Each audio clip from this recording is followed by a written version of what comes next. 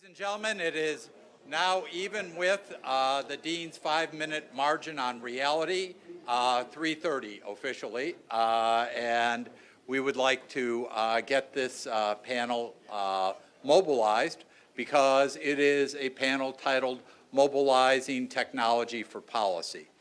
You've heard over the day the way in which this school has taken on as part of its mission, really intersecting in a deep and fundamental way with the science, technology, engineering, and medical capabilities of UCSD to explore important issues of public policy, whether by using their techniques to improve our ability to gather and analyze data, or in the case of one of our panelists today, he nurses me through co-teaching a graduate course on cybersecurity between computer science and GPS. But in all those cases, this is part of building partnerships across the campus.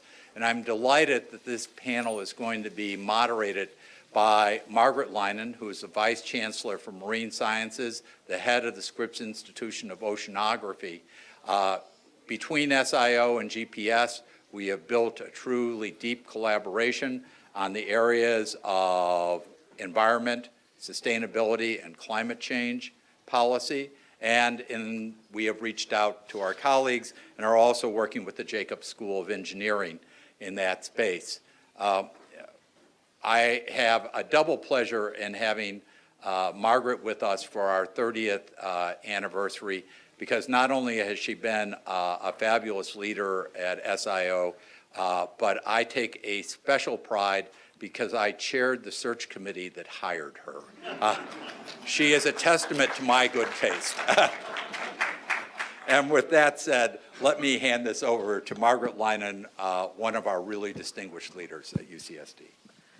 Thank you, Peter. And the reason you don't have the whole panel up here is that almost all of them have slides, and so they're sitting here so that they can see each other's slides, and then when we've had those presentations, we'll all come back up to talk with you all.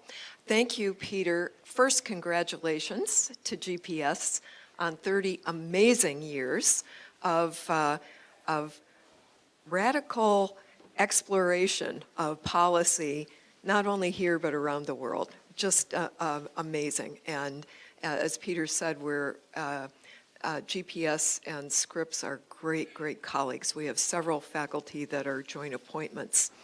And also, this session will be a little bit different, but not too much different, because each of the people are going to talk about the technology, but not the technology so much in itself and as its own rationale, but the way that it is disrupting things and the very profound issues that technology raises. And we're certainly seeing some of those start to emerge in the news, and we're going to hear a little bit more about it. First, I would like to invite Professor Todd Coleman to join us. Todd is a professor of bioengineering, and he's an affiliate professor of computer engineering and a faculty affiliate of Cal IT Squared. He specializes in information theory, machine learning, bioelectronics, and he uses tools from this to understand and control systems that interact between biological and computer parts. Todd. All right, thank you. Thank you for the introduction. So I thought what I could do is I could start off by telling you a little bit about the path of how I got here and how I started as an electrical engineer who unapologetically had no interest whatsoever in anything biological. And so the expertise I learned in my graduate studies was data science. And as I finished up my PhD, my graduate advisor at MIT gave me some of the best advice in my career. She encouraged me to not take a faculty position right away just as an electrical engineer, but to slow down and to do a postdoctoral study in something wildly different. That's what she strongly encouraged me to do. So I ended up doing a postdoctoral study with someone who's an MD who practices medicine in Boston, but he also has a PhD, and it turns out that PhD is in statistics. So I was able to take my data science expertise and use that as the vehicle for which to communicate, to understand physiology. And so with this, I learned a lot about neuroscience, neurology, and medicine. And as I started my career, I began to work at the intersection of these three areas. My original training in medicine and in technology. And some examples of this that sort of, lie at this intersection is developing all sorts of algorithms that are efficient, that can quantify uncertainty. In parallel, we developed some very thin, flexible electronic sensors that can be embedded inside of an adhesive and adhere to the body, akin to a temporary tattoo. And we've worked to integrate these ideas together. And so we've taken these uncertainty quantification techniques within the context of sleep medicine by just mounting a patch over the forehead, being able to take the forehead waveforms of EEG and actually decode sleep patterns.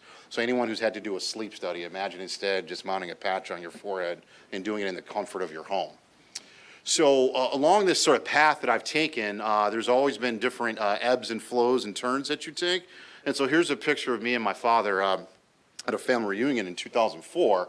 And I unfortunately lost my father to pancreatic cancer in 2011, which is the same year that I came to UC San Diego. And so it turns out that he lost his mom to stomach cancer. And so in that process, I got interested in exploring the digestive system.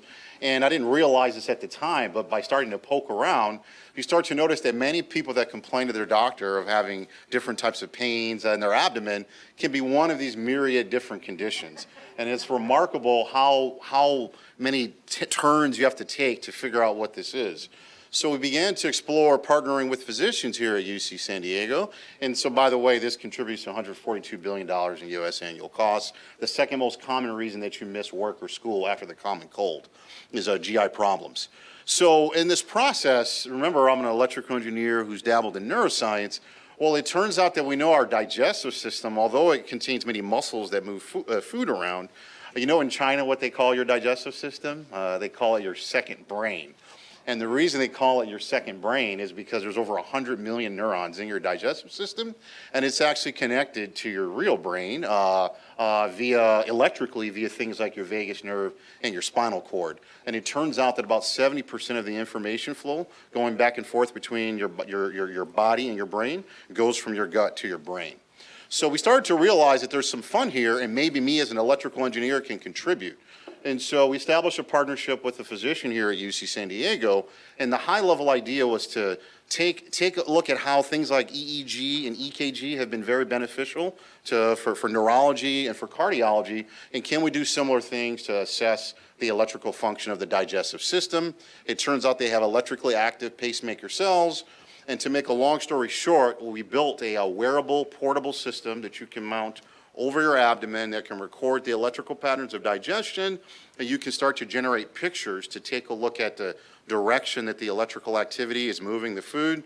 And not surprising, we took a look at some very interesting findings where we allowed someone to have a 24-hour monitor system that can wear it in their home, and you can take a look at windows of time when they eat a meal or when they have a symptom and what direction the waves are propagating. And it turns out this correlates with symptom severity. It appears to be something that's very actionable that we're very excited about. Now, where could we go with this moving forward? Well, we know that smartphones are around us all the time, and there's increasingly more and more power with the abilities that taking images from smartphones or other things that one can do. So it turns out that there are many tools and even startup companies that are developing ways that you can take a picture of the meal that you have in front of you, and it can quantify a lot of information, the amount of calories, the amount of nutrition, the texture in the food. And so if we take this combined with the types of tools that we're developing, what sorts of opportunities does this create? And so some of the things that we're interested in, for instance, is looking at the relationship between sleep, stress, GI function, diet, your environment. And so these are some of the opportunities that it starts to create. And so this was just one simple example of some of the work that we're doing. And from sort of a GPS perspective, What types of implications can this be? Well, there's beginning to be some modernization of how food is being tracked globally from point A to point B, from the point from which the food was acquired all the way until when it's delivered to a grocery store. So if we take this digitization and we take advantage of how we can digitize how your body is responding to specific types of foods, can we actually make a dent in some of these problems that we have with foodborne illnesses? This is as one example. That's a positive, but on the flip side, we have to be very mindful, I would say more generally, about the implications of wearable technology and different cultural norms. And so one of the things I find with many of my engineering colleagues is they get so focused on trying to build this technology that has these capabilities, but they don't take into consideration how this will be instantiated from a cultural perspective. Will this be accepted? Certain places on the body where you can mount these things, so certain ones you cannot. How will this be used in a cultural context? And these are things that really take taking the cultural understandings into perspective in order for us to have meaningful impact. And then lastly, without saying, and I'm sure we will talk more about this later, is the unintended consequences from a privacy perspective. If this data is acquired, it gets into the wrong hands, et cetera. We can go on and on talking about this, but I'll just leave this right here. So with that, this is just a high level, give you a sense of sort of how we think with the types of technologies we like to create. So thank you.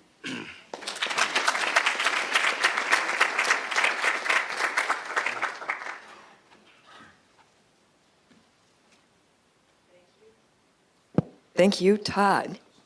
So now we're going to go to something quite different, and we are going to welcome our next speaker, Mariano-Florentino Cuéllar, who is a justice of the Supreme Court in California. And you may say, how does this get together with this theme of technology?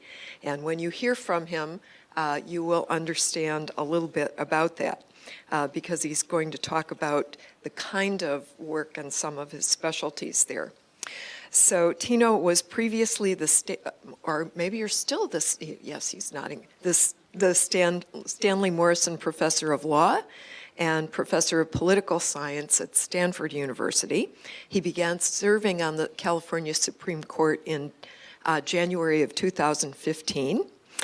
He's a fellow of the American Academy of Arts and Sciences, and he's a scholar of public law in public institutions and some of these very thorny issues that arise from technology. Tino. Thank you for that introduction and this invitation. You know, by law in California, there has to be at least one member of a panel that does not use PowerPoint, and that's me. So let me start with a brief story. So I have a son, and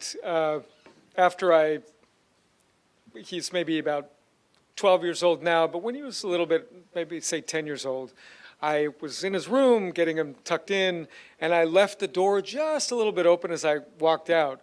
And I heard him uttering what sounded to me like some prayers. And what I remember him saying is, I would like to please be healthy and fast and good looking. And then he said, and I hope that the Amazon packages arrive fast and that there are jobs when I'm an adult and the robots don't take them all away. And I was just really struck by that. He didn't think I was listening. I think my wife and I have some work to do with him. But what struck me about that little moment is, as somebody who's a judge, a scholar, somebody who's worked in the federal government as well, and somebody who's been interested in technology for decades, it struck me that at the dawn of the internet age, when the internet was emerging from ARPANET, from a US government project that was designed to increase resilience in the face of the risk of nuclear war, the last thing in the world anybody was thinking about is that it would affect the prayers of a 10-year-old boy in the future. And it just strikes me as really important in any discussion of how the issues that this fascinating institution, this school that we're celebrating the anniversary of, how global strategy issues intersect with technology and with governance, that we include in the conversation some opportunity to think about how utterly challenging it will be for policymakers, lawyers, judges, legislators, executive branch officials, scholars who are public intellectuals, to integrate two different perspectives that are in some tension with each other. One perspective, which comes from any honest study of any kind of organization, business organizations, police departments, schools, is a recognition that organizations are slow to change, that they often work inefficiently, and that if we find a way to disrupt their practices, we can greatly benefit from that. We don't have to be doing things the way we did them 100 years ago. When I think about the language access challenges we have in the California courts, we spend $107 million a year on interpreters. If I think about the future, there is no way we're going to solve these challenges. 210 different languages spoken in California, for example, 54% of the people in LA County speaking a language other than English at home, without technology. That perspective then has to be integrated with a different one, which is about all the different subtle and unintended and potentially problematic ways that technology can change practices and values that we think of as very important. And I want to just give you one example, a scenario maybe, just to be provocative, and then I'll end for the moment, that is meant to highlight the ways in which technology offers us both a tremendous opportunity, but just changes in our way of life fundamentally. Probably the hardest part of my job is to deal with, so let me take a step back. The Supreme Court of California is the highest court of the largest legal system in America. We have about 6 or 7 million cases a year. And of those cases, all of the cases that we hear, about 100 cases a year, are cases we choose that represent the hardest cases that we think require our attention, issues of statewide importance, except for one category of cases that we are forced to decide. And that's death penalty cases. And I should say, to me, probably the hardest part of my job is reading the fact patterns and deciding those cases, because mostly they're awful. People do terrible things to each other, and it comforts me a little to know that it's only a small subset of our population, but the fact patterns are awful. And I'll just give you one example. 4-year-old kid is in his home with his mom. Somebody walks into that home, and the little kid hears a commotion in a room next to where he is. He goes over and sees that there's a man who appears to have stabbed his mother, and his mother is in a pool of blood. And it takes that kid several minutes to understand what happened and to walk out to a neighbor's house. And it takes the neighbor several minutes to call the police. And it takes the police several more minutes to show up. And it takes the paramedics several more minutes to show up. And by the time they show up, the kid's mother is dead. Now, you can only imagine the difficulties our legal system faces when we ask ourselves, how should the police talk to that 4-year-old kid? What should they say? What questions should they ask? How many pictures should they show the kid to see if the kid can identify the person who is in the room? So one very obvious technology-related challenge that keeps me up at night a little bit is the question of how technology can quickly supplement and improve that communication between the police officer and the kid, generate the right kinds of pictures to show the kid, provide the cop with information on how it is that you talk to a child. But here's the much more difficult question, and I'll end with this. The technology that was just being discussed in the previous presentation, the supercomputers we carry around in our pocket, the technology that is beginning to crop up in our homes, the smart devices and smart speakers, the cameras that all feed data into central servers, that sort of technology can allow algorithms to tell us before the mother knows that something's happening, that something risky and threatening is about to happen, that her life is at risk. And I know that we're going to face the choice. We're already beginning to face it about whether that technology, that infrastructure we're building for ourselves should be constantly monitoring us to keep us safer and to prevent tragedies like the one that gave rise to that case. But of course, it also is true that we live in a society that is defined in part by our not wanting to be monitored 24/7. And it's also true that just about every system that we design, organizational, technological, and legal, behaves in a way different from the way it is presented to the public. So I submit to you that whatever answer we come up with is going to be a really difficult discussion, and it will require hard choices, because in the end, if we choose to embrace this technology, I don't think there will ever be any going back, this model of surveillance. On the other hand, if we choose not to do it, we're going to have to justify that choice to that 4-year-old kid. So best of luck to all of us.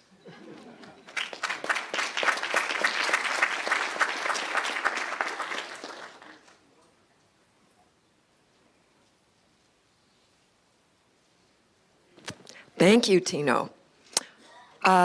Next up, Jana Reims.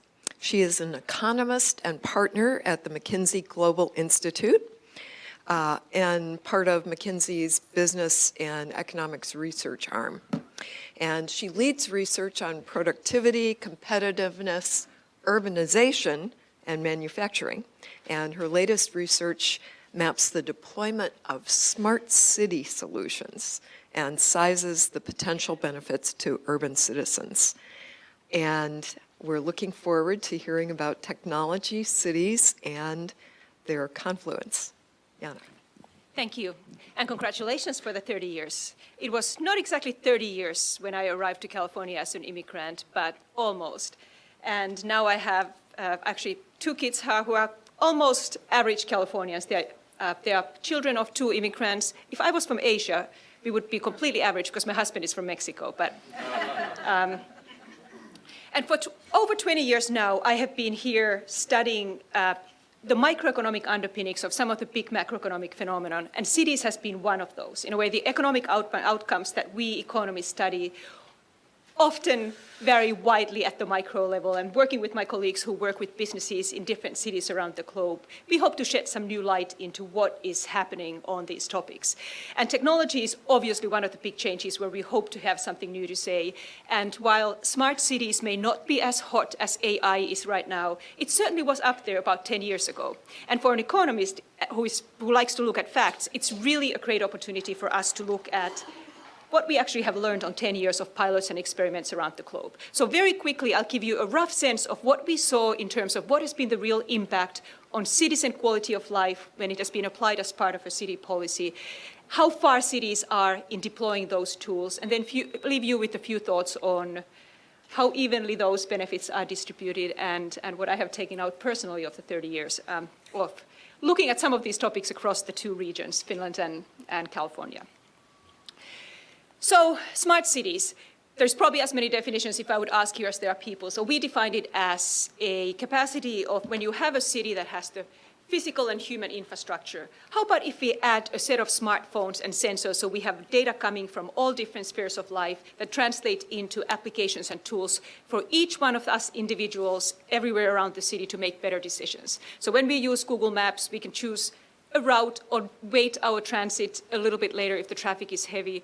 Or if I'm a bus driver, I can actually see the light that says that my bus might be breaking down. I'll have some preventive maintenance and I'll avoid having a bottleneck in the transit over time. When you have millions of these decisions done individually, they translate into better outcomes for cities.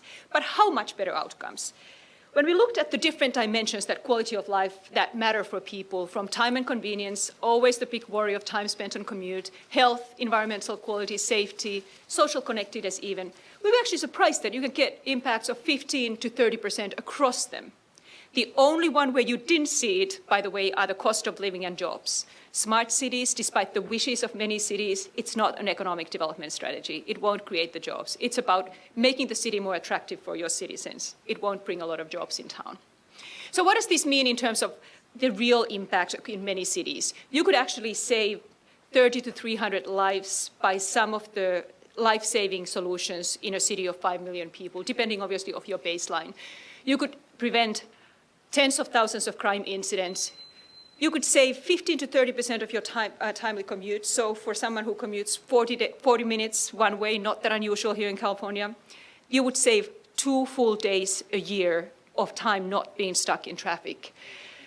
And in the environmental side, you could save 25 to 80 liters of water per person per day, which translates into quite a bit, and which we could use here in California. And of course, it does make you more able of getting more for what you have in your physical infrastructure, being more flexible. You don't need to build as much physical infrastructure for the benefits, and it allows you to save some money. So how far are we tapping into these opportunities? We looked at 50 cities around the globe, and unsurprisingly, and these, by the way, are not a random sample of cities. These are cities that make noise about being smart, or other people talk about them doing something smart. And the wealthier cities, the more further they are ahead. I think it's often because of some of the physical infrastructure underneath, not necessarily the application depth or the usage of the citizens. But I would like to highlight to you some of the yellow dots in the top left. Some of the Asian cities at half the income level are actually at the leading level here. We'll see a lot of the smart solutions come from the born digital generations in Shanghai, Beijing, Shenzhen, Seoul, etc. So a lot to do across the board. And when you look at what kind of applications cities have employed, mobility clearly is at the top, partly because some of the applications have been done by private sector, Uber and Lyft, etc. They have been rolling out faster than decisions of building water sensors or smart trash cans in cities. Economic development, housing and community. Cities actually have been quite proactive across the board of using these to be better to their citizens. Very long way to go for most cities still. Healthcare and security, much less. Utilities, the environmental factors, much less has been tapped into. And of course, the bar is rising much faster than this was basically a look like at somewhere mid last year. There's opportunities probably much faster still today. Smart cities don't necessarily need to be equitable cities unless cities make it a priority. It's very clear that many of the costly solutions or technology that's only available in rich neighborhoods is not going to be helping equity. However, some other solutions, particularly if cities are very keen to target some of the disadvantaged folks, can be really, really useful. So for example, taking one example is disabled. Wayfinder is a solution that is private sector provided that allows anyone who is visually impaired to walk through the London tube. If anybody who has been there, changing tube lines is extremely difficult with the winding stairs, etc. That actually gives you with your geolocation exact information on how you can get from one place to the other. Many, many other really exciting examples that we would love to scale up. But one example that is systematically excluded is the older folks. When we surveyed people in all of these 50 cities, and this is just an example from San Francisco, but the pattern is identical everywhere. We looked at whether people are aware of some of these solutions, whether they use them, and if they are happy. Older folks are systematically much less likely to use them. They don't find them as useful, and they don't necessarily, they're not necessarily as aware or don't find them as useful for their practical uses. And I think that's one of the areas where the opportunities are the biggest, with healthcare costs, et cetera, and increasing the quality of life of citizens. So with that, the overall takeaway for us is that, as usual, taking a step back and reflecting on how quickly technology translates into real impact. 10 years is a short time. Even at the leading cities that have actually made this a priority, we aren't very far. And at the same time, the cities vary very, very much on how they are doing that. And I'm going to close with the personal reflection on this. When I think of the 30 years of change, in my view, to policy and technology, I grew up in Finland, where we have bureaucrats for life, and where I think the sense is that we will have a great plan, we all align on the plan, and we execute it, and it's going to be the perfect plan. I come to California, where there never is a perfect plan where everybody agrees. We have lots more experimentation. There is people, you trial and error. One city tries one thing, the other one tries the other one. There's no need to align. And it's kind of fascinating to see, even in this example, you see those patterns be dramatically different between Singapore or San Francisco or Boston even. And I continue to think, right now, after 30 years, it feels to me like the solution must be somewhere in between. As an economist, I see the economies of scale of doing something at scale. And for cities, that's in particularly a challenge. So I think that is one of the challenges that I hope that by the time, in 30 years' time, we'll find a way to be both sharp and keep the innovation from the bottom up. Thank you.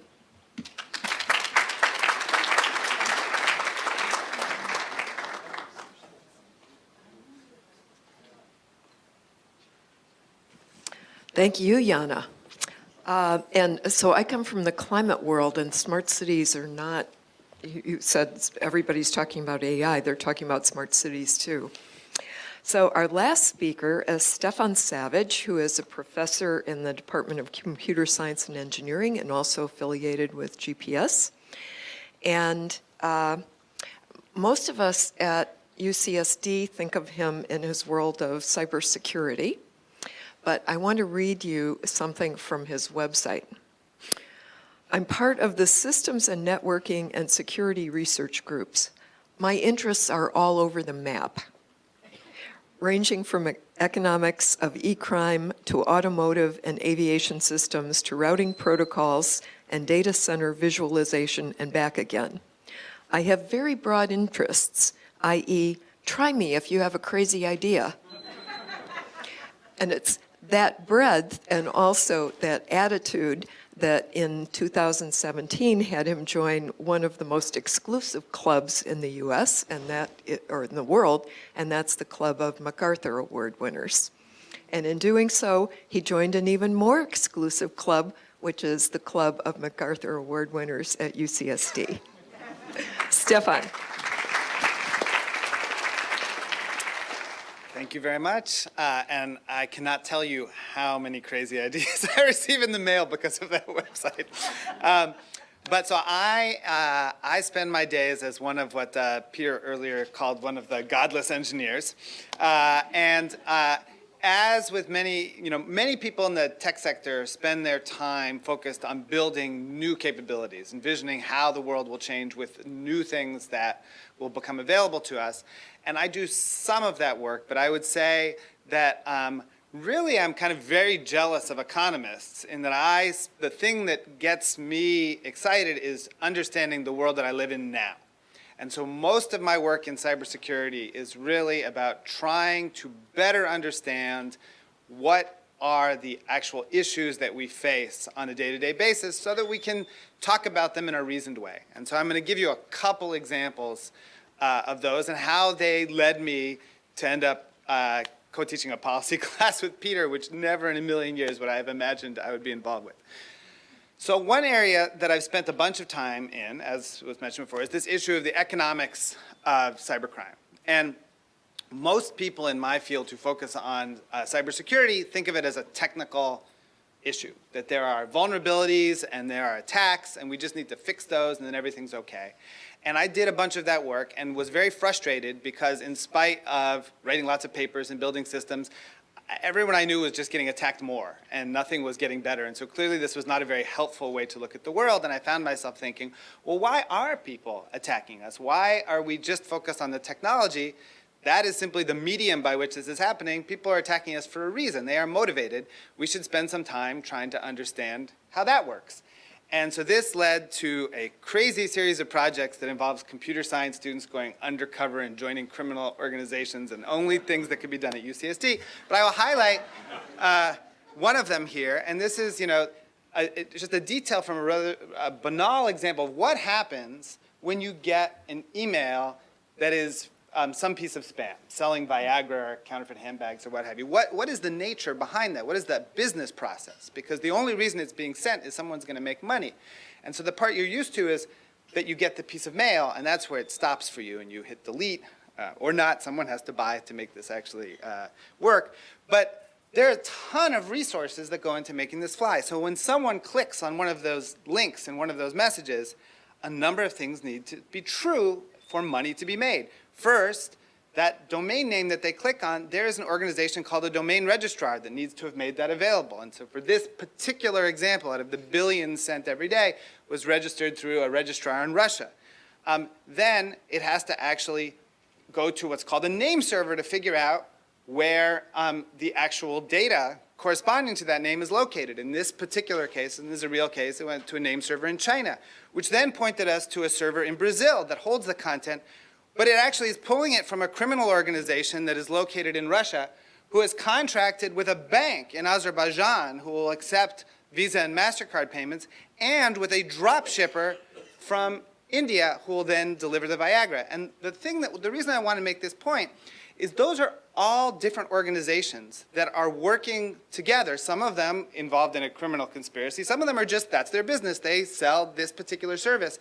But if any one of those lines were disrupted, you wouldn't make any money. And so all of them are places where you could potentially try to disrupt the business enterprise. If you think about it, we spend most of our money just on that front one, filtering the email. But from a profitability standpoint, all of these are fair game. And so we spent a bunch of time looking at which ones of these are actually critical. That is, that the replacement costs from a business process standpoint for the bad guy is high.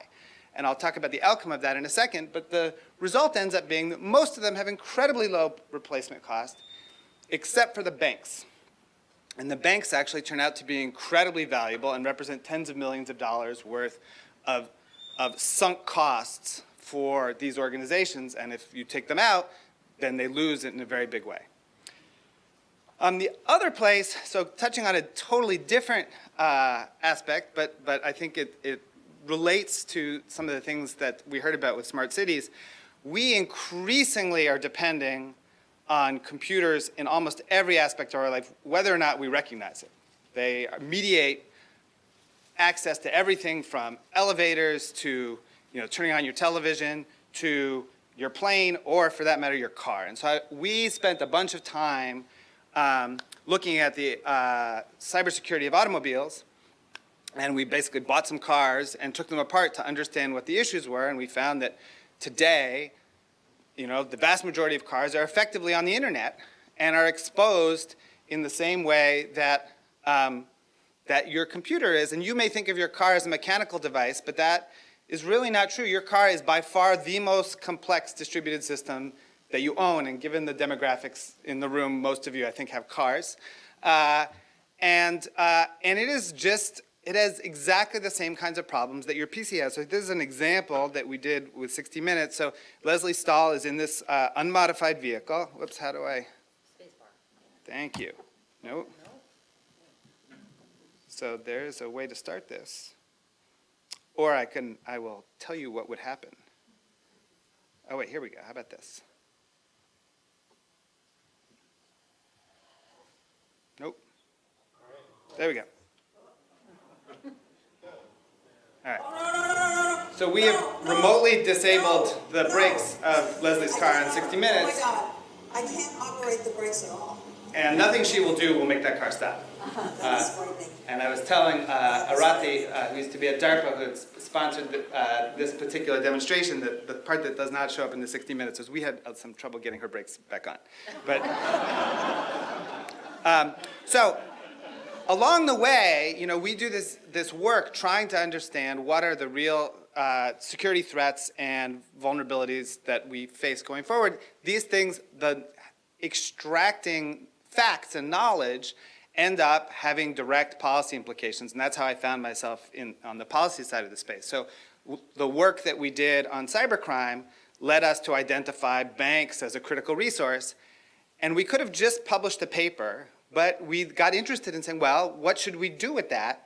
And then we spent a lot of time talking it was Victoria Espinel in the White House at that time, Visa and MasterCard and a bunch of brands, and set up a program that exists to this day that's run by the International Anti-Counterfeiting Coalition, which shuts down merchant accounts, bank accounts that criminals use for receiving goods simply by virtue of enforcing Visa's existing contracts. And so our first foray into this was with Microsoft, where over the course of 18 months, we shut down the sale of all counterfeit Microsoft software on the planet that was sold on the internet. There was no one willing to sell counterfeit Microsoft software. All right, and so this was an incredibly effective measure, but people were only willing to take on the political risk of doing it when presented with data that said this actually is going to matter. All right, and so that's the contribution of doing the kind of research. On the cybersecurity side, we found ourselves at the Department of Transportation saying, hey, you guys have a problem. We have about 6 million cars that we can take over sight unseen, and how should we think about regulating this? And they said, we have absolutely no idea. And so then we spent a bunch of time talking to OEMs and suppliers and them figuring out what was the most reasonable way to try to build capacity in the automotive industry, subject to some very considerable constraints in the supply chain that they have that make it a much more challenging problem to address than it is for PCs. And so these are things that have come about as a byproduct of doing the work, in part, I think, because being here as a place that rewards more than just doing the research, but looking at what the implications of that work are on the real world. And so with that, I am done, and thank you very much.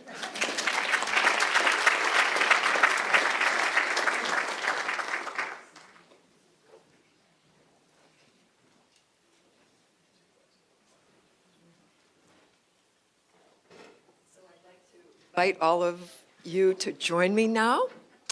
And I'm going to take moderator's prerogative and ask a first question and then turn to all of you. So in the work that all of you do, you are dealing with technologies or issues surrounding those technologies that have very, very profound implications for privacy. And a couple of you mentioned that specifically. So I'd like to start out by just having each of you talk a little bit about how you see that evolving over the next 30 years, since we're looking back 30 years. Todd, you mentioned it specifically. Yes. Is my microphone on? I wish I had all the answers. I like to hang out with people like Stefan that can help. I will say that when you start to take that into consideration, it can lead to creative new ways of building such technologies that can help address those constraints to a certain extent. And I guess I'll give one example. Some of my colleagues here at UC San Diego have been interested in developing ways of, in situations where you need to monitor information from people's bodies, is there a way that rather than the typical wearable device, which maybe transmits Bluetooth or something else, Stefan can tell you these things can be hacked very easily. Are there clever ways that you can create basically using principles from electrical engineering, electromagnetic fields, be such that information can be sent from one sensor to another along your body, but if you're outside, away from a few centimeters from your body, nothing can be captured. And then you could create a secure connection from, let's say, your smartwatch to elsewhere. That's what I would call a bit of a patch on the issue. It's not going to completely solve the issue, because if someone deliberately is trying to target you, they can find ways to identify vulnerabilities. I think from a broader sort of use case perspective, I think this idea that we will always have wearables on us, that will always be monitoring us, I'm not sure to what extent that will always take place, but there might be very focused situations where we decide that we would like someone to wear this, and in those contexts, we take appropriate precautions. That's the way I see it right now. It's like with anything, whenever we get a technological advance, that can be weaponized against us. And so I wish I had something stronger to say than that, but I like to hang out with people like Stefan to help as well. Okay. Jana? Well, privacy. I would like, as I'm an economist, so I won't talk about the security and the risks associated with your information being abused, but just the fact that people have a lot of your information and can use that to even legal manners to market for you. I think there's two angles to me on that. One of them is that I grew up in Finland, where we have had databases of my family history going 500 years. I know exactly who my great, great, great, etc. grandfather was 500 years ago. And we have the bank teller, when I go and open an account, I need to tell her my name and my address, and she can tell everything. Usually she can tell me exactly everything she needs, and it's going to take me 7 minutes probably to open a bank account. And that has never been a concern, and I think it is because of our trust on the system is so large, which I know is very different in other countries, whether it's California or Germany.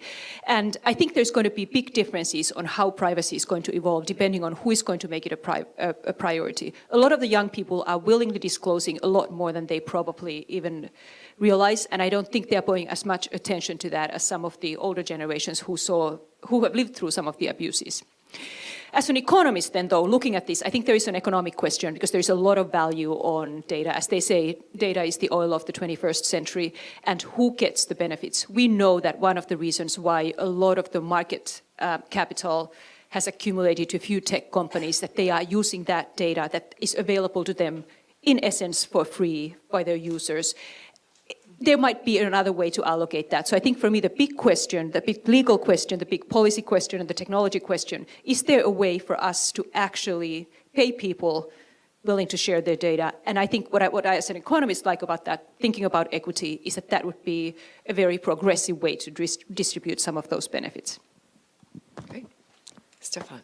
So I think the tricky part when talking about privacy is that it's not a singular thing. So private to whom, right? For what purpose? Because the concerns that people have when they say the word privacy are very different when are you concerned about privacy because Google and advertisers know things about you? Are you concerned about the government knowing things? Are you concerned about someone, your neighbor peeping into your house?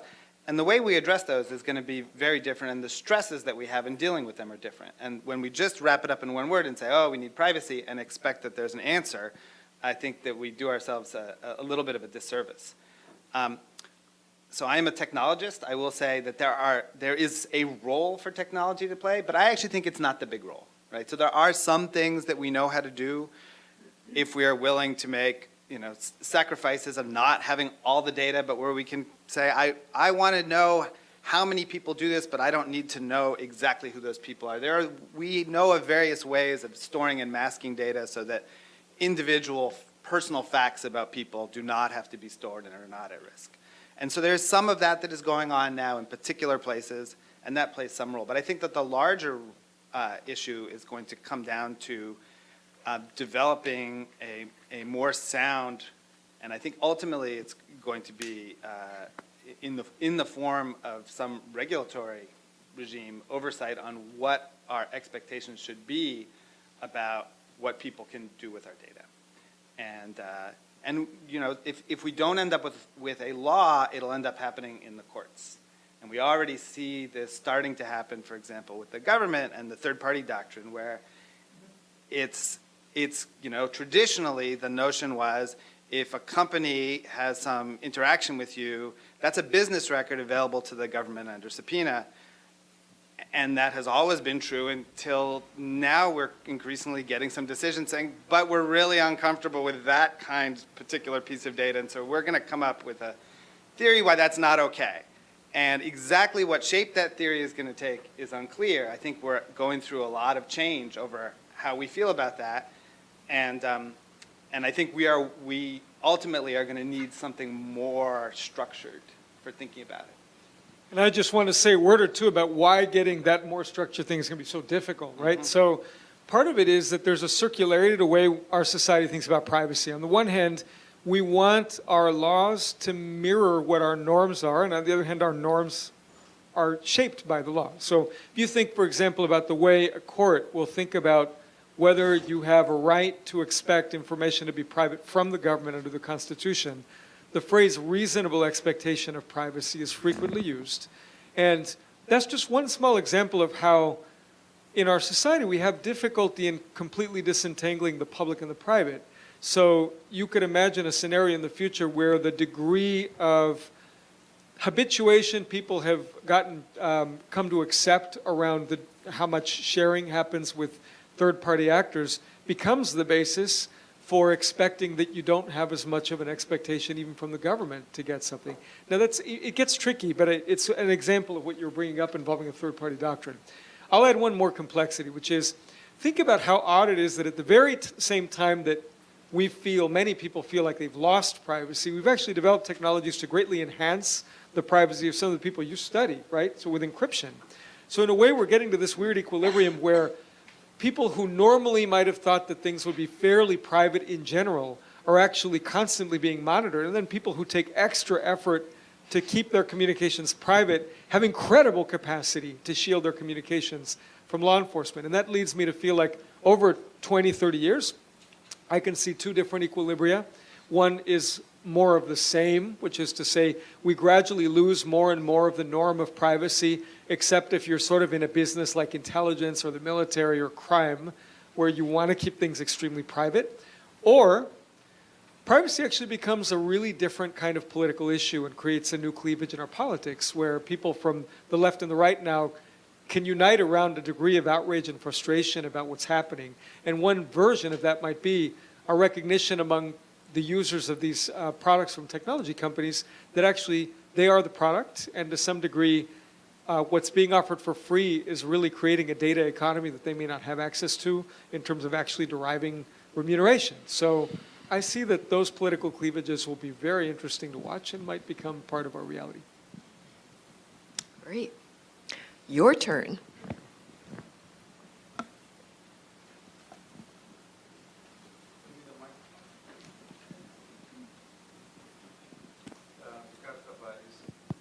Ricardo Tavares. I'm member of the International Advisory Board and was a student here between 95 and 98. We had a visit a few months ago of the mayor of a state capital in Brazil, from the mayor of Vitória in Espírito Santo. And he had introduced a number of smart city solutions that were very clever. One of them was cameras. So it's an island capital, an island city, and it is able to monitor with just a few cameras everyone who comes in and out of the island. And as a result, he reduced the number of car robberies, and the insurance, car insurance declined. And one of the questions, he hang on here for a week in our campus, and one of the questions asked him was, how about the privacy? And he said, I was reelected because there was a crime wave in the country, and I was able, in my city, to control that and reduce the impact. And there is a trade-off. And my voters clearly made a choice on that trade-off. They prefer safety, and they give up their privacy. So this is circumscribed, but how much can we circumscribe the trade-offs? Just a quick thought about that. Great question. I think you highlight how privacy has costs, right?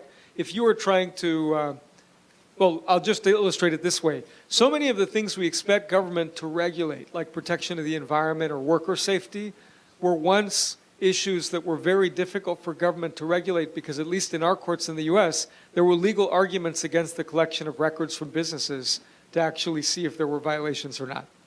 So over time, we define norms differently in that space to allow regulation to happen and to obtain documents. And what you describe in the city in Brazil is a similar set of trade-offs. I guess the difficulty I will highlight is that people they change in their preferences over time.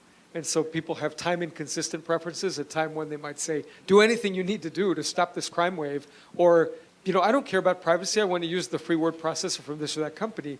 And 5 months later or 5 years later, it's hard to go back. So that does suggest to me that at a minimum, institutions like this one have a role in forcing the public to deliberate, or at least pushing the public to deliberate about the effects of these choices over time and not just what seems like a short-term positive outcome. I think just to piggyback off of that, it's very similar to what he's saying, but I think about the example of the failed product of Google Glass. When Google first announced this, it appeared to be this exciting opportunity that they can monitor everything that you're seeing. It can be useful for so many purposes, but all sorts of bar owners got worried that, a bar is supposed to be a sacred place where you can drink your liquid truth serum, and you can be honest about how you feel about things. And for this to be held against you was really against our social norms. And just little by little, people's frustration with this led to increasingly the public realizing. So it's a bit of the opposite of the situation you're talking about. But in many situations, sort of keeping people aware of how this can be used. In many situations, the people coming together in their social norms help to define what the boundaries of this will be. So just to sort of piggyback off of that. Yeah. So I also think one of the challenges is figuring out about unintended consequences, because when we take in data, it's for a purpose and a particularized purpose. But that's not the only thing that the data can be used for. And we actually have we're very bad at anticipating all of the inferences that can be made about data going forward. So, the classic examples, we now know that if just getting a handful of websites you visit, that we can infer your sexual orientation with incredibly high accuracy. I have a student who works at an activity monitor company, and he says, yeah, we know when all of our customers, how often they have sex and how long. Like, that's not the intent of it, but that's, in fact, among the things that are present in the data. We just had a faculty candidate come through who, simply by virtue of emitting a sound out of your cell phone, can directly monitor your breathing and how quickly your mind, it's this active sonar thing. And so the ability of us to take an existing data feed that has then become normalized as a thing that, of course, you can collect this and it seems banal and uninteresting, our ability to know how much additional information is contained in there that can be extracted by inference is unclear at the time that we agree to this new norm of collecting this data, and that's actually a real challenge.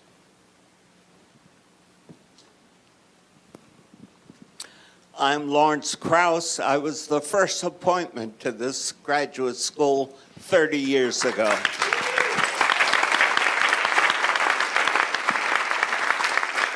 My question is really addressed to Jana Reims. I was struck by your diagram that showed Singapore was at the very top of the smart city list. In terms of the terminology of the previous panel, it's a competitive, authoritarian country. Therefore, the question is, do we have to give up some democracy in order to get the benefits of technology?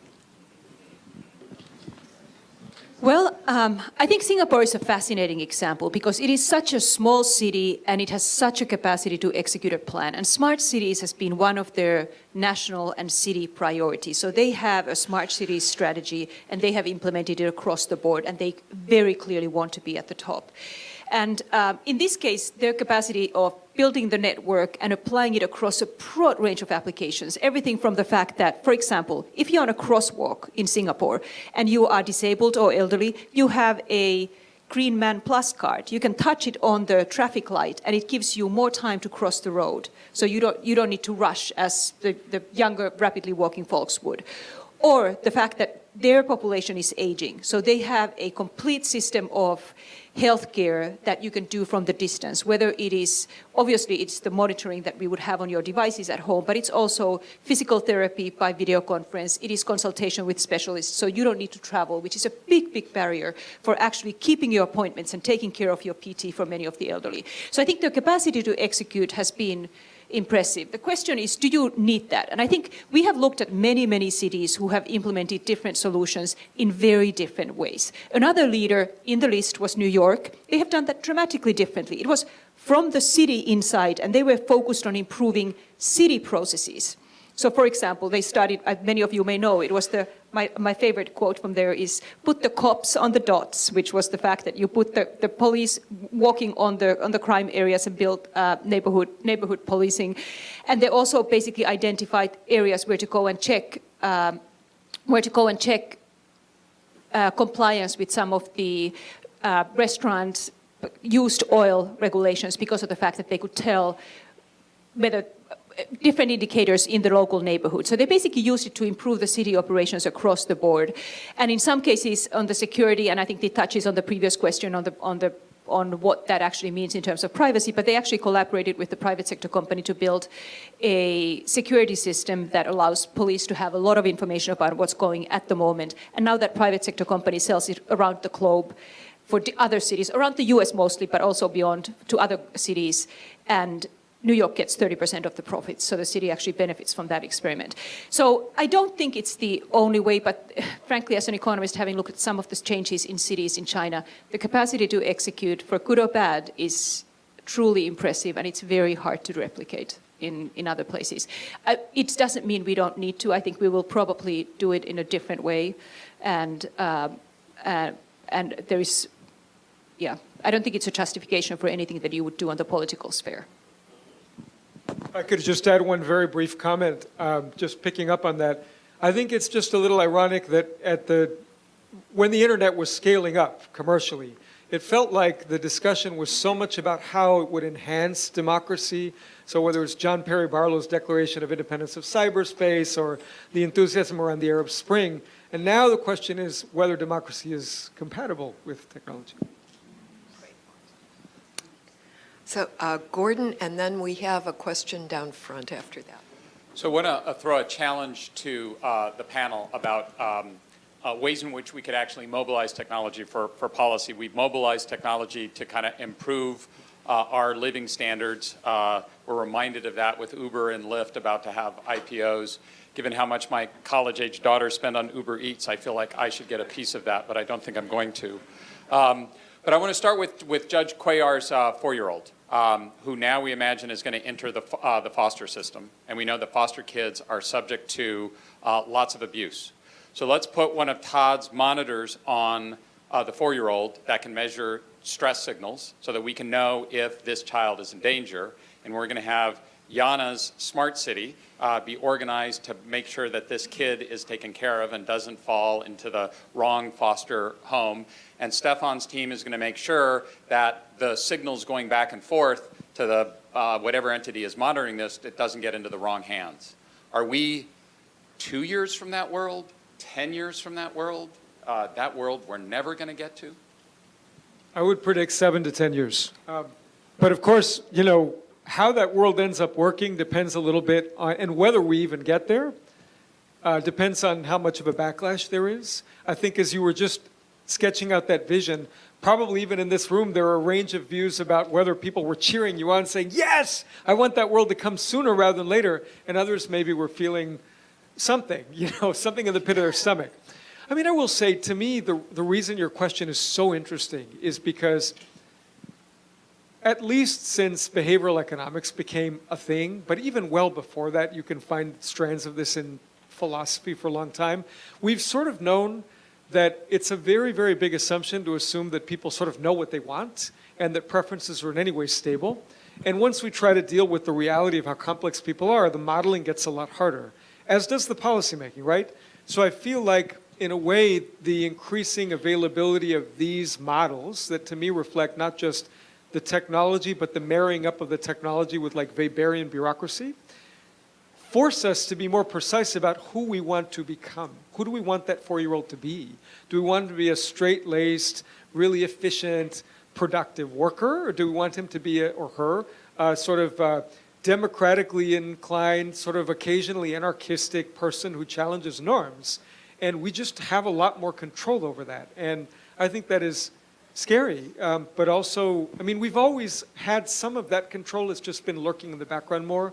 Now it's sort of become more precise and foregrounded. So I think we're better off if we realize that there's a high probability that chunks of that world are going to come online pretty soon, and we just have to figure out how much, where we want to lodge the responsibility for shaping the people who are being curated by that.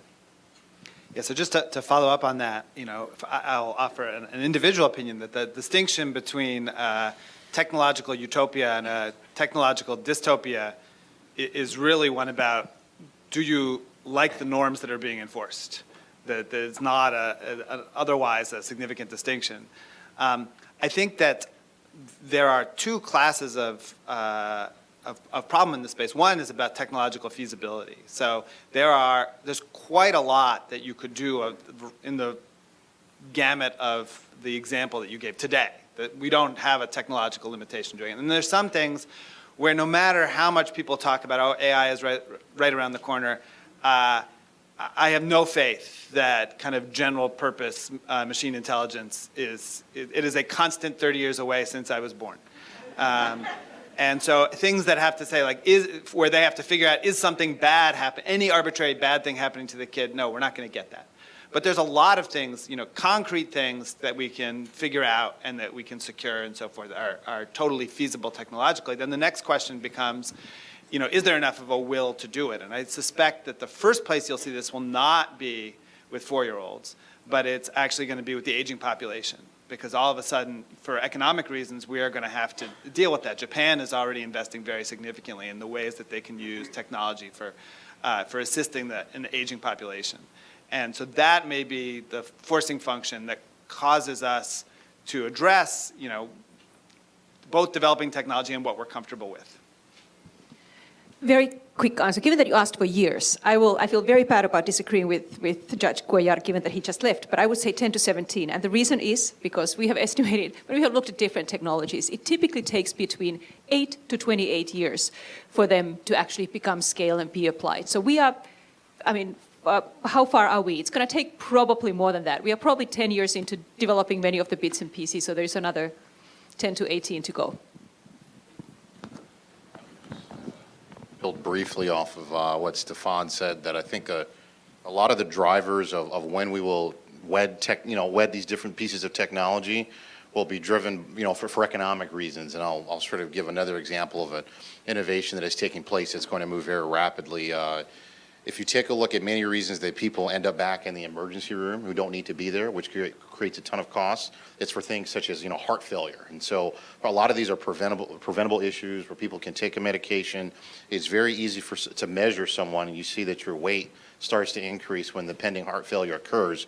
But the key sort of insight that engineers and clinicians took, this actually took place here at UCSD, was that if you try to encourage someone who's a typical heart failure patient, they're not the most adherent. They're not going to wear a wearable device. So assuming that they're going to use this wearable device or to measure themselves periodically is not going to occur. So that key assumption has made this sort of useless. So my colleague, who's an MD and a PhD in bioengineering and cardiology, has thought carefully about this because he's a practicing cardiologist. So it turns out what you can do is you can take 4 weight scales under the 4 legs of a bed, just plug them in a bed, connect them to a 3G internet connection. You never have to measure yourself at all. And it turns out that every time you sleep in this bed every night, we can measure your weight. This gets wirelessly transmitted via a little dongle that actually has a cellular connection. The data gets transferred, and now a nurse can check and see which one of these people's weight are gaining, who's at risk. Let me call them up and harass them to have them to take their meds. And so that very simple but thinking carefully about the situation and being very proactive in doing this because of the impending costs, these types of things are actionable immediately. And so I think the decisions to be made will be economic, economic, and I would say economics, fear, and the pursuit of joy, right? If any of those are very high in magnitude, I think those will be the ones that will be utilized the most rapidly.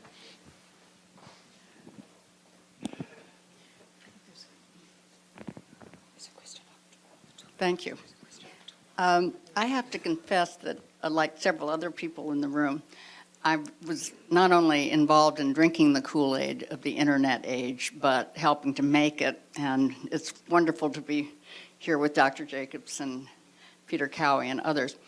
I had the unusual distinction about 27 years ago to give a keynote, one of the 3 keynotes at the first conference on internet and society that Harvard University convened. And it was a very intriguing time because we were focused on access and technology and innovation, and there was no talk about more and more regulation. And of course now you hear more and more discussions of regulation, and I have to admit, I negotiated the OECD data declaration and the way the United States would do it now, and the way where our focus then was on the importance is access first, and you have to have a good reason to close it up or to control it, and we're moving into that world. But one thing that people have brought back to me 27 years later, and that is, I said there were a lot of things on the books that that can apply to the internet and the technological age, and I wish the judge were here too, that we could get his thoughts on it. The degree to which we have to have more and more regulation that's triggered just by the world we're in now. And I know there's something in between. But the thing that seems to be more and more missing, and this is something I focused on, that no amount of regulation is going to keep people from doing bad things on the internet. And we weren't even beginning to imagine what it is. So a question specifically for you, because you deal in both sides of it, but I think for all of us, is to what degree are we teaching internet ethics in school, or in having people understand that it's not cool to hack? And we look at the mail. Very few people steal mail. It's just part of our culture. You don't open other people's mail and you don't steal. And I see that as almost totally absent. So I wondered, particularly in your context, if you're running into any opportunities or good case studies where people are doing something that is not being a nanny, but really embedding that kind of ethics, starting at, in elementary school. That's, I think there's many dimensions to that question. all the way into, gender imbalances in the field of computer science, right? Where lots of hacking and whatnot takes place. I guess one thing I will say about UCSD that we're pretty proud of is that we actually have people who are affiliated with the School of Engineering whose main purpose is to think about unintended consequences of technology and questions of ethics. And so, for example, Camille Nebakar is a faculty member who works closely with us, and she's embedded in a number of the projects that we get involved in. A lot of the projects that we get involved in order to think about carefully, you have to really be mindful of the unintended uses of this. And so that definitely is something that shapes how we think about things. Now, from the perspective of teaching good citizenship, so in my field in bioengineering, many people join the field of bioengineering because they're somehow interested in benefiting humankind and whatnot. And if I take a look at the personality of the typical bioengineering student, I don't see as much of attempting to hack for nefarious purposes and whatnot. But I nonetheless think that your point is very relevant about the need for ethics in STEM education, broadly speaking. I think it's definitely something that is coming more to our attention, but there's always resource constraints that we have. And so you may or may not be aware that they recently announced that across the whole campus that students are going to have to graduate in 4 years. And so we have to make very tough choices about our curriculum and what is mandatory and what is not. And if you talk to the typical engineering colleague who was trained 20 or 30 years ago, you need to know your math, your physics, your this and this and this. And when they were trained, making ethics as important of a contribution to your engineering education as possible is not the first on their mind. But what I think one thing that our Dean of Engineering is doing, which is very wise, is since he's been here, he's been emphasizing very much the role of design and interacting with possible customers in that process. And one of the things I think about with companies like Facebook and whatnot, there's a bit of self-regulation taking place because they're worried about the perception of them and that affecting their market value. And I think that as our engineering students get trained and they learn about the challenges of working with a customer and from a marketing perspective, and if you're perceived badly, the importance of the ethics in that regard, I think that's an indirect way that it's being provided to the students. So that would be my explanation. From bioengineering, most students are coming in from a perspective of trying to do good. The average engineering colleague, unfortunately, does not take it as seriously based upon how they were trained. But we, as a campus, we have some faculty colleagues who specialize in that with student projects. And further, I think the engineering design process increasingly has that as a component of it. I'm really talking about at the elementary school level, and it's not a resource thing. It's an intellectual, just as people have, climate change starting in kindergarten. Why isn't there something, and is there anything out? I was really asking if there's anything out there, any model that can be drawn from that really helps kids to understand not just diversity and climate change and all these kinds of things that they get a lot of their school day is in these things, but it doesn't have, I've not seen anything related to ethics. It's a great question. And ethics and technology, let's write it off. I'm curious to see what others say. For my part, I can't speak broadly to the educational system, but I have 2 kids in school, and they both got a lot more ethics training than I ever got. Now how much it was directly related to technology, not that much. There was a lot of cyber safety training. It's actually quite a bit more safety training than I had as well. Child of the 70s, there was no ethics and there was no safety. I am, to be honest, somewhat skeptical of the ability, so to the extent that we have issues of cultural deterioration around norms of ethics, I am skeptical about that being solved by the public school system. I think that this is a, to the extent that we have that issue, that is a much broader cultural problem, and one that, if we foist it off and say, hey, school, please fix that. I think that we're not going to go anywhere. But let me turn it around and say one other thing. I actually don't think we have a unique problem with ethics and technology, right? We have a number of problems with ethics, right? And I have noticed in engineering that the extent to which there's now a real economic engine on the other side of their degree has made students much more mercenary than they were when I was there, when you couldn't make any money at the end. And so now, like, people enter with like, what do I have to do to get the job at Google? And that is like, and they don't really care about anything else.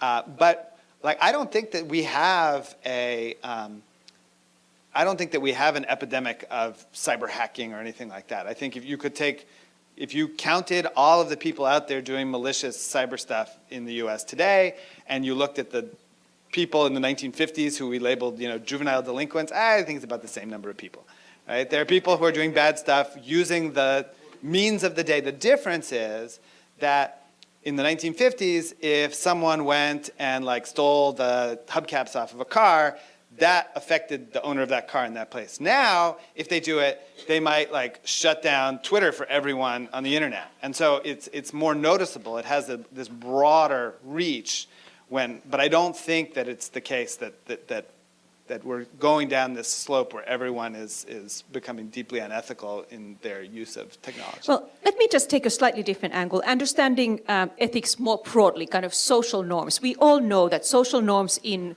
face-to-face interactions are quite different than they are on the online debates. I mean, you don't need to go very deep on the comments of just about any website to realize that. And I think that for me is one thing. The kids who grow up, whatever is said in the public school, those who are on the internet, those who are part of that, they get trained in whether it's Reddit or whatever your favorite medium is, they get trained on that world. That actually set up a lot of the people there are adults, young adults, our age, older citizens. So I think it is for me, that is partly something. We are so biologically determined to respond to certain kind of cues that are not present on some of these networked platforms. And that for me is kind of a question. Is there a way for get more of that? Is there a way for people to feel like the person you are commenting on, for example, is a human being, and how they and get their feelings part of the equation rather than just thinking about how I'm going to start snarkier than anybody else?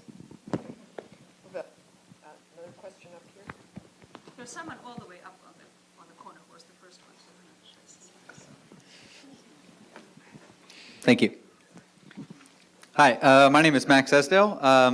Great panel. I wanted to ask your thoughts on whether or not it's desirable or feasible, tying to the last panel, to use technology to make voting easier, to maybe digitize or make it mobile, bring it online. And I'm a big fan of that. I know a lot of people aren't.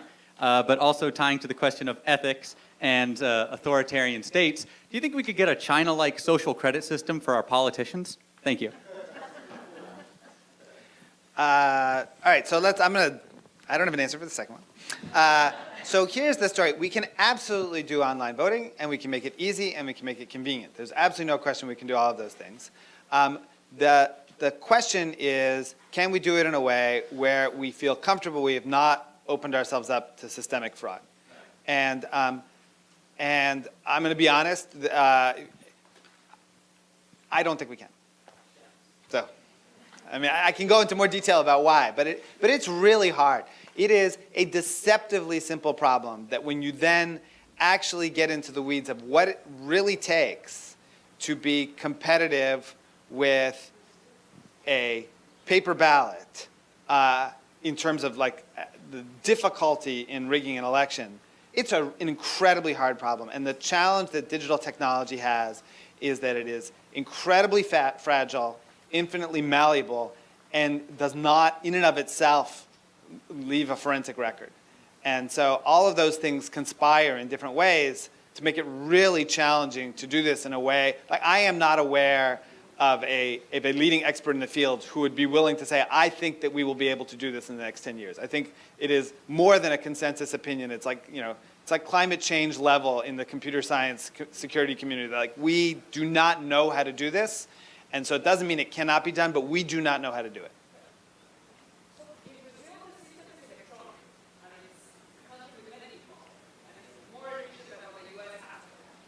I don't doubt the fact that was put out is that in Brazil it's electronic and it's more efficient. And I don't doubt, like I said, we can build a system. It will be efficient. It will be easy. It could be efficient. Yeah, got to be careful because if the U.S. government builds it, you never know. But it is capable. We are capable of building something that is efficient and quick and so forth. But the question that I put to it was, and that people who are expert in the field would be comfortable saying, is secure against systemic threat of fraud. And I don't believe that I am not aware of anyone in my field who thinks that we can do that. Whether or not, that doesn't mean you can't build the system, but it means that we may not know if people tamper with the vote. Great. Last question over here.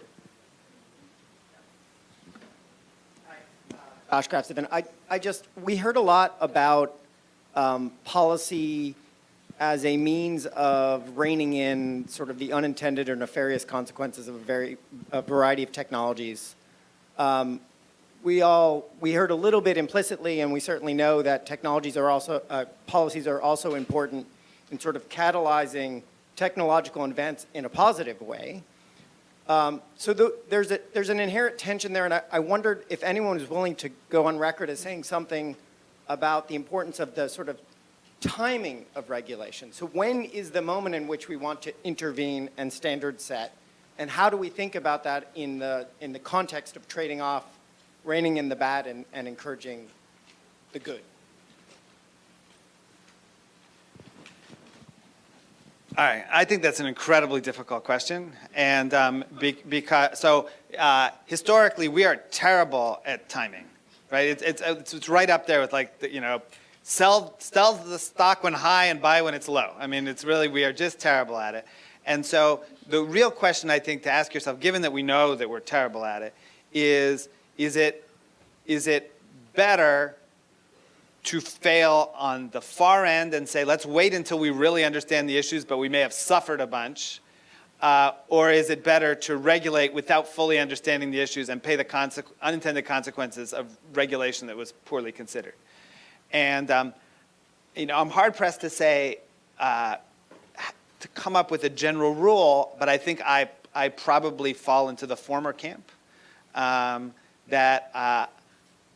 But in particular, because I think the forces, particularly for when you're talking about legislation or significant new rulemaking by a regulatory body, all of my experience has been that the political forces driving those decisions lead them to be particularly bad early on. I think it's a great question, and frankly, it sounds like that would be the perfect research project, because I don't think there is. It's one to write to you about on your website in response to the question, try you. So I think I might, because it is. I don't think there is an answer that applies to all technologies. I think it really is about, because as someone who works with a lot of companies across the globe, uncertainty on regulation is a huge factor delaying investments, delaying big decisions today. It's delaying many things.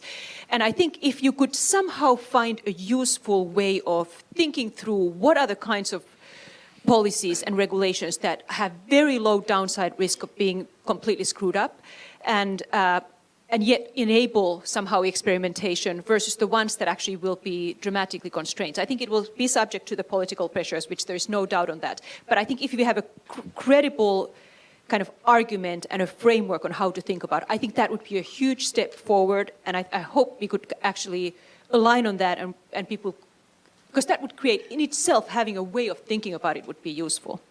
So wait for an email. Great. Todd, Jana, Stefan, thank you so much for joining us. Peter, thank you for bringing us together in the celebration of great ideas. Important that we close the day on a panel exploring the uncertainties and opportunities created by technology. It's important because it's one of the things that beyond all the immediate stresses that we identified this morning, whether it was about the possibilities of climate change or the effects of income inequality or the enormous stress in populism, partly driven by flows of migration in Europe, or other causes such as the China shock in trade in industrial countries. All these things together are the immediate causes of distress for us at the local and national and global level. But really, underneath that, there is this huge technological wave coming across the world that is much deeper and more profound than the important questions about employment or economic advantage in markets around the world. It's really about transforming our capabilities of organizing human civilization, and indeed who we are as humans in some deep and profound way in the long term. And these questions don't easily open themselves, as you heard in this panel, to some of the easy answers we found, or let me put it this way, not easy, but easier answers that we found for some questions that are shorter and medium term.